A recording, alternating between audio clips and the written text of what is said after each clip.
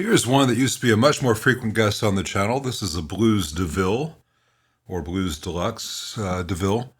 I used to do a lot of hot rods and Blues DeVilles, and I have been declining such things as I've had the opportunity to now. So there won't be that many on the channel going forward. Occasionally, but not that many. This one, however, belongs to a guy in town. I did a bunch of work on this amp, rescuing it about 5 years ago, and it's come back in. And he says it wouldn't power on, found a bad mains fuse, he changed the fuse. After about 10 minutes, it blew, which is not too uncommon. And I thought I'd take this opportunity to show you some of the common things that owners can do themselves, just a general troubleshoot, and things that are common on these amps, since we won't have the opportunity very often. First, an oldie but goodie. To get this panel off here, you need to loosen the screws on the side just a little bit, because they push the cabinet in and squeeze against this panel. And if you just take these 6 screws off on the back and try to pull this panel, often it's wedged in so much that it breaks right here and here. Very common on these amps. So just back off the screws on the side, just a hair. Just, 1/8 of an inch or so. And for the record, this is not a drill. Don't use a drill for this. This is a adjustable power screwdriver. It looks like a drill. It has a drill function, but I have it set to the very low torque electric screwdriver setting.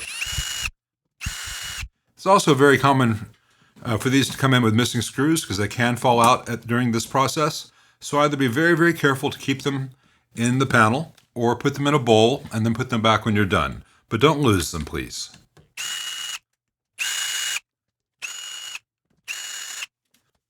All right, all 6 screws are loose, and now the panel will come out. There's often a little bit of adhesive. You can see some stuck here, and that is supposed to be on the back of the chassis. I'll put it back in place. It's a dampening bit of rubber just to keep the thing from vibrating, and it's just held on with a very tacky little bit of adhesive. It's not that great. It does come off, sticks to itself, but the nice thing is you can put it back. And I advise that you do put it back, because it keeps this rear panel from vibrating when playing. Now, as I said, there's a lot of stuff I had to do in this amp to rescue it about 5 years ago. So there are things in this amp that you won't see in yours, most likely. This ribbon cable that used to be here was really in bad shape. It was really stressed, had a lot of breaks in it. So I just replaced them with individual wires. That's held up just fine. Over here, the low voltage stuff that always gets hot and toasts the board in these amps had been toasting the board. You might be able to see the brown as the video progresses. Those 5-watt components have been replaced, mounted off the board for some good airflow. That's all fine. Stay up there, a little bit of adhesive, stay up there. The filter caps, which in stock form are cheap and like to leak. I've covered that ad nauseum. They've already been changed out. These are F&Ts. They're all looking great. On this amp, there had been some charring over here on this leftmost power tube socket, and I just reinforced those traces with some bus wire and some solder, and then topped it off with a little bit of acrylic, just to make sure that I could track any changes due to heat down the road. There have been no changes in heat on that, so that's good. What happens is the lead-free solder will crack from just the stress of using the tube, or if you pull a tube out, put it back in. And if you get a little micro crack in that solder joint, it begins to arc, because it doesn't make full contact or intermittent contact. And every time it arcs, it generates a little bit of heat. And so over time, it burns things up. This was really in bad shape when it came in 5 years ago. It seems to be in great shape now. But let me show you some things that are very common issues that you need to know to look out for as an owner of one of these amps. It's a little bit hard to see here because of the way the light works, but there are 2 1/4-inch jacks down here. The one on the right is the auxiliary jack. The one on the left is the main speaker jack. And the reverse on the Blues Junior series, the one on the right on that amp is the speaker jack. The one on the left is the foot switch. But they're not labeled. And it's very common for these to come into me plugged in like that, so that the speakers are plugged into this jack, which is the auxiliary jack, which means that then this jack shunts to ground and it partially, almost completely mutes the output. And people will say, hey, my amp doesn't make any sound, or I can just barely hear it. That's a very common thing, especially if someone is reaching with a, you have the rear cover on still, just kind of reaching blindly in here. Make sure the speakers are connected to the leftmost of the two jacks. That's very, very important. Second, make sure you're using the correct fuse. In this case, the owner is. I'll show you some other troubleshooting techniques you can do once the amp is making sound. But first, let's look at these 6L6s. One of these things is not like the other. You see this brown stuff? All that brown mark on this one? This one's plate has gotten really, really hot. This tube has operated in conditions that don't make it happy, and it might, in fact, be dead. So I suspect that's what's happening, is that, he powers the amp on. After a while, this tube is either doing a lightning show, or it's dead, and this one's drawing too much current, at which point the fuse blows, but it probably takes 5 to 10 minutes for that to build up to that point. So let's test that theory. I'm going to turn it on, keep an eye on the tubes, keep an eye on that light bulb limiter over there. Let's see if we get a light show.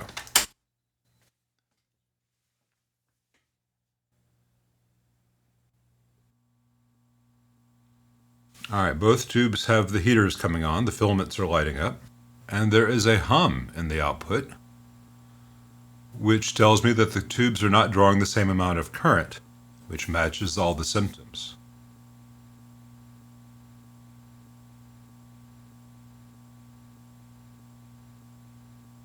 Look at the brightness of the bulb over there. That's a little bit more current being drawn than it should be.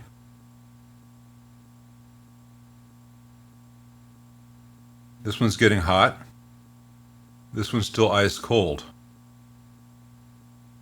Yeah, soon this will be too hot to the touch, and this one's still cold as can be. That's something else you can do.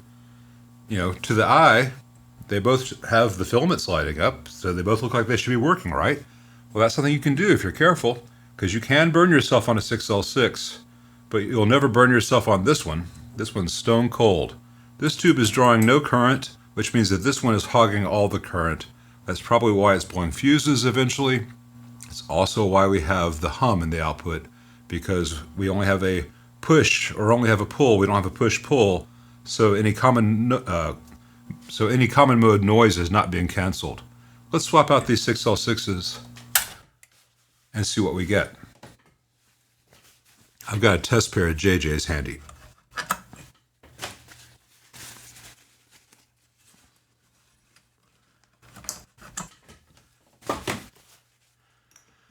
People ask me all the time, is it okay that you just touch the tubes with your hands? Aren't you supposed to wear gloves or something? These are not halogen bulbs. If that were to damage one of these things, there's no vacuum at all. These have a vacuum. They're completely inert as far as anything happening on the outside, and a little bit of finger oil or whatever on the glass is not going to cause a temperature change that's going to cause a crack. Now, if you have a hot tube and you spit on it, or you open a can of Coke on it, you could have a temperature issue causing a crack in the glass from a very hot thing meeting a very cold thing. So don't open a can of Coke in the back of your amp. You'll be all right. Let's power this on.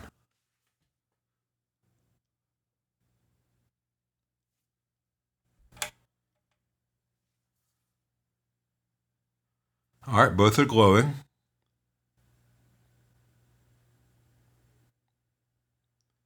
I hear a very subtle, very slight white noise in the background. I don't hear any hum. And I turn the channel volume up. The amp is operating. So I'm pretty sure that this diagnosis was correct. I'm just going to watch it for a little bit longer, make sure that they're both heating up. I can see the heaters, and there's no hum. I know that they are. I just want to make sure that they get warm by the same amount. This is the exciting part of the video, waiting for tubes to warm up.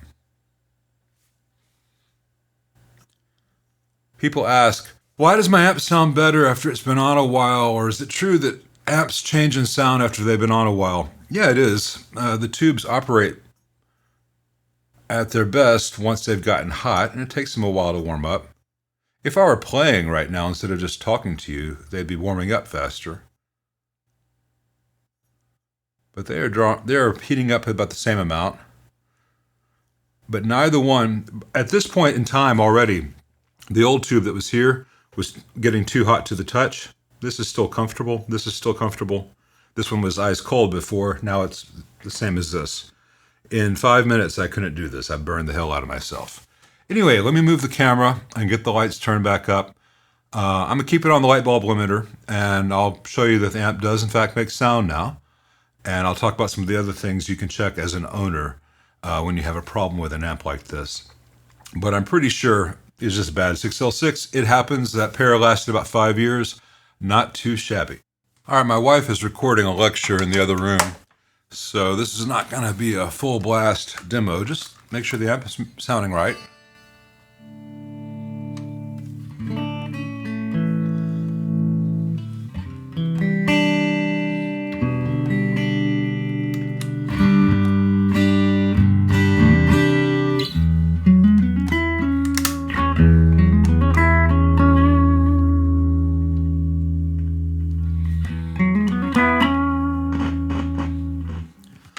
All right, this is great. This leads me to one of the things you can do as an owner. Hear that noise when I move the mids pot? Maybe present if I have some coming out of the guitar. Now, I have cleaning materials here, cleaning solvents. I can clean that pot. But you as an owner, by and large, you can just turn it a few times till that goes away. It's just dust settling in the pot usually.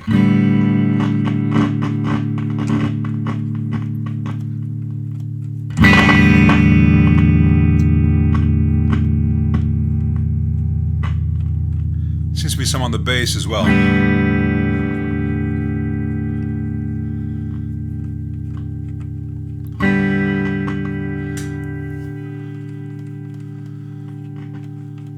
And sometimes there'll be dust in one section of the pot and sometimes in a different. So I got the stuff down at the low range in the mids. Let's do the higher range.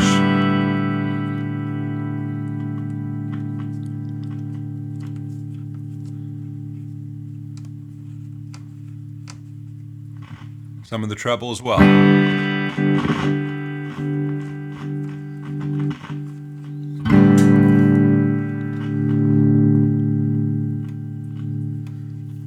It's exciting, right?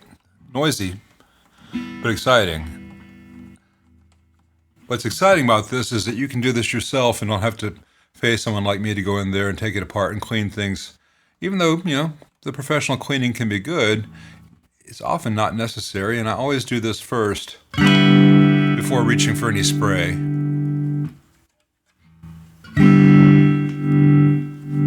The volume seems to be good, probably because the volumes turn most often. Let's check the reverb. Reverb's okay. Presence. Okay.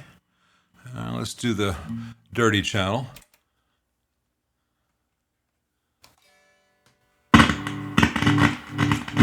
Sounds like he hasn't been using the dirty channel, which I can understand, but let's get some of that crackle out anyway.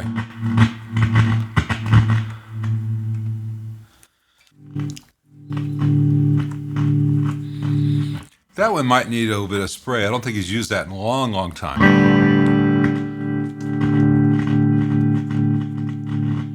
Let's see how the master volume's doing. It's fine. Okay, let me give this a little bit of spray. It's not something I advise you doing, but I am not you, and I'm being paid to make this amp better, so. Those little alpha pots in here have a little square opening. You want to get the spray in that square opening if you can. Just work it back and forth a few times. Spray. That's a deoxit fader lube. F5. It cleans and lubricates the pot at the same time. And I think I'm going to give a little bit to the mids as well, just because it took a while to get that dust out. But from your perspective as an owner, before buying a $20 can of solvent to use once, just turning the pot till the noise goes away is not a bad thing to learn. So now, that scritch scratch is gone. Let's go back to the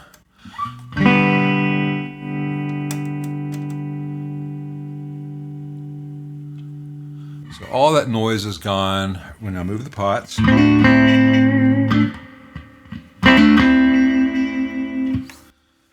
All right, let me show you one other thing you can do. It's a very common issue with these hot rods and blues, DeVilles and such. Foot switch, preamp out, power amp in. It's very common on one of these to come in and it says no signal, no sound. And a lot of the times, just because of the nature of tubes, it may just be a bad preamp tube. This isn't just on this series of amp that you can do this. It's a test for a lot of amps. Any amp that has an effects loop, you can pretty much tell if you have a bad preamp tube or a bad power tube or something else is wrong in the amp. I'm going to go ahead and just put this in standby, and I'm going to pull one of the preamp tubes. Let's pretend that that preamp tube is present and is dead, and I plug into the main input jack over here, and I try to play the amp. There's no sound. The amp is totally dead, not making sound. How do I know if it's a 12AX7 or not? One of the fast ways is that if I plug into the power amp return,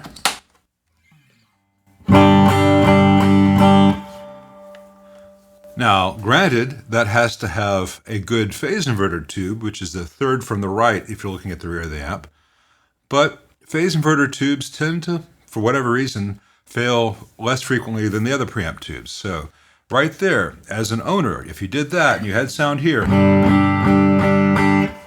but no sound when going into the input jack, that would tell you probably have a bad tube in V1 or V2. In this case, I pulled V1. And I don't know if I've ever specifically covered this in a video, though it comes up a lot in conversations with clients when I'll say, just change out V1. You know, what's V1? Well, the convention is the tubes are usually numbered from preamp side to power amp side. So starting with the input jack side, that's V1, V2, V3, V4, V5, depending on the number of tubes in the amp. In this amp, it's just V1 through V5, and the V stands for valve. Why don't we say T1, you know, tube 1, tube 2. T, like T1, T2, that's reserved for transformers. We'd call the transformers T1, T2, T3. It would be confusing. V1, V2, V3, that's the only way in America we really do think of these as valves. They're the rest of the world with their metric system and their better eggs. They laugh at us. Anyway, this amp, considering the bad state it was in 5 years ago, and now it's one new pair of 6L6s away from making music again for a long time, I think it's in pretty good shape.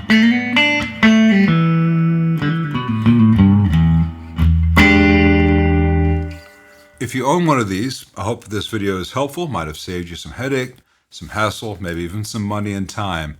And as always, thanks for watching.